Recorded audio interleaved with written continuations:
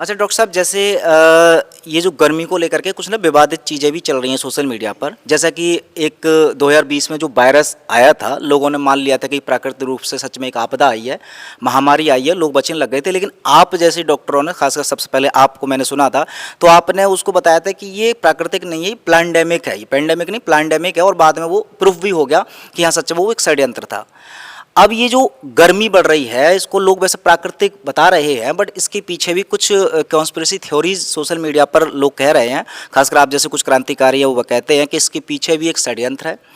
जियो engineering, harp technology जैसी चीज़ों के माध्यम से ये वेदर मॉडिफिकेशन कर रहे हैं, और इसके पीछे भी सबसे ज़्यादा बिल गेट्स का हाथ बताया जाता है, जिसका हाथ जो है इसी टीका के पीछे भी आपने कई बार उनको एक्सपोज किया है।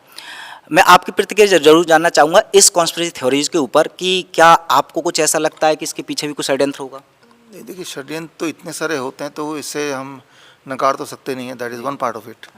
लेकिन अभी अगर देखें सबसे ज़्यादा, मैं कुछ साल से बोल रहा हूँ ये बात, किताबों में मैंने डाला है पहले, हीट वेव का जो मैक्सिमम असर अभी देख रहे हैं आप, लेकिन ये धीरे धीरे धीरे धीरे over a period of time हो रहा है। उसका जो मेजर कंट्रीब्यूटर है, सबसे बड़ा, बहुत सारे कंट्रीब्यूटर हैं, राइट। उसमें इंडस्ट्रीज़ हैं, जो डीजल यूज़ हो रहे हैं, फ्यूल यूज़ हो रहे हैं, सब तो है ही हैं। हर जगह इमारतें बन जाएंगी तो हो जाएगा, राइट। लेकिन जैसे आप देख रहे हैं ये कैंपस है, यहाँ पेड़ बहुत हैं, तो ये कंपैरेटिवली ये ठंडा इन कंपैरिजन टू 1 घंटे बाद दिल्ली है, वहाँ इससे 5-7 डिग्री ज़्यादा है ना। तो जाहिर सी बात है, पेड़ ज़्यादा कटेंगे, बिल्डिंग ज़्यादा बनेंगी तो होगा। लेकिन इससे भी बड़ा कंट्रीब्यूटर है व्हाट यू ईट।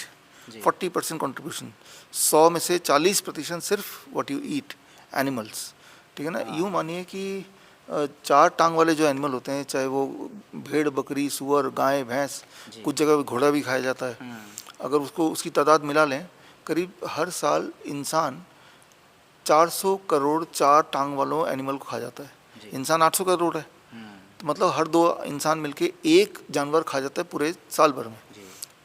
तो हर साल खाता है, तो हर साल 400 करोड़ नए जानवर पैदा भी कर रहा है। अब जब जैसे मैं बोल रहा हूँ अभी, तो सांसें से जब ब्रीद आउट कर रहा हूँ तो कार्बन डाइऑक्साइड है, ठीक है ना। और जब हम खाते हैं तो जो गैस एक्सचेंज बनता है, मीथेन, CH4, तो ये दोनों बनते हैं इंसान के बॉडी में। ये कार्बन डाइऑक्साइड एंड मीथेन ये एटमॉस्फेयर में हीट को ट्रैप कर सकते हैं। अच्छा। हीट को भगाने में मदद नहीं करते, उसको इकट्ठा करने में मदद करते हैं। हीट को ट्रैप कर देते हैं। जितना ज़्यादा मीथेन निकलेगा उतना ज़्यादा हीट बढ़ जाएगा।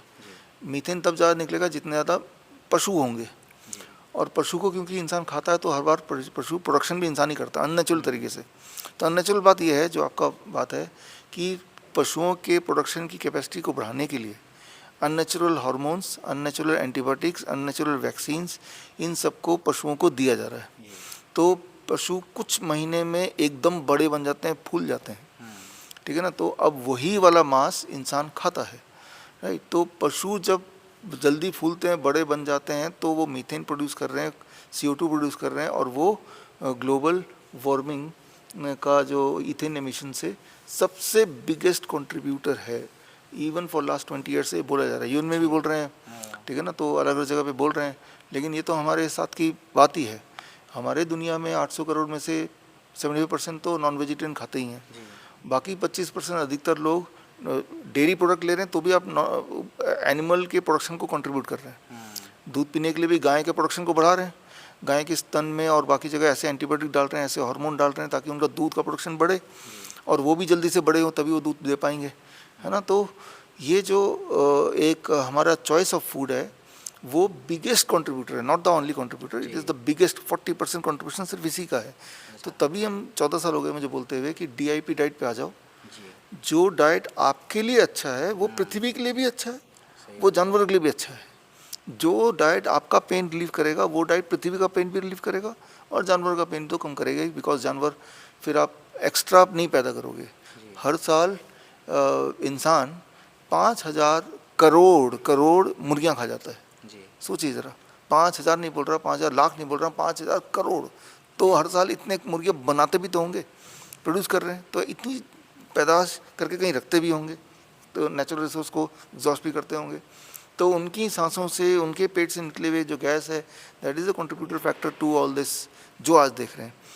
कोई अगर ये सोचता है कि हमारे पास तो AC है, आप चिंता मत कीजिए, अभी देख भी रहे हैं आप, AC भी बस्ट करने लगे हैं, अब AC बस्ट कर जाएंगे, तो वो दिन दूर नहीं कि एसी भी फेल हो जाएंगे, हो ही रहे हैं, राइट। तो वो होगी असली पेंडेमिक, वो होगी असली। उसमें बचने के लिए अभी आपको बताया है, आप डीआईपी डाइट अपनाएंगे तो आपकी झेलने की कैपेसिटी बढ़ जाएगी बाकी लोगों की अपेक्षा, और लोग भी अपनाएंगे तो जाहिर सी बात है एनिमल फूड कम खाएंगे। तो इस तरह से, जिस तरह से ग्रेजुअली ये ऐसा चेंज आया, ग्रेजुअली इसको ठीक भी किया जा सकता है। जी।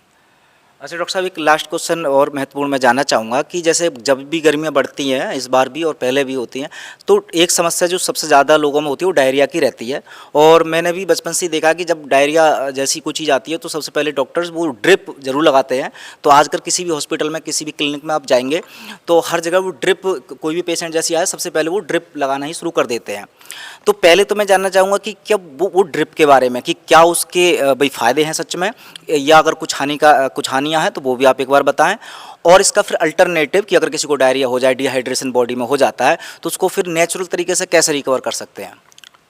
देखिए, आपको मजाक लगेगा जो मैं बोलने जा रहा हूँ, लेकिन यही सत्य है।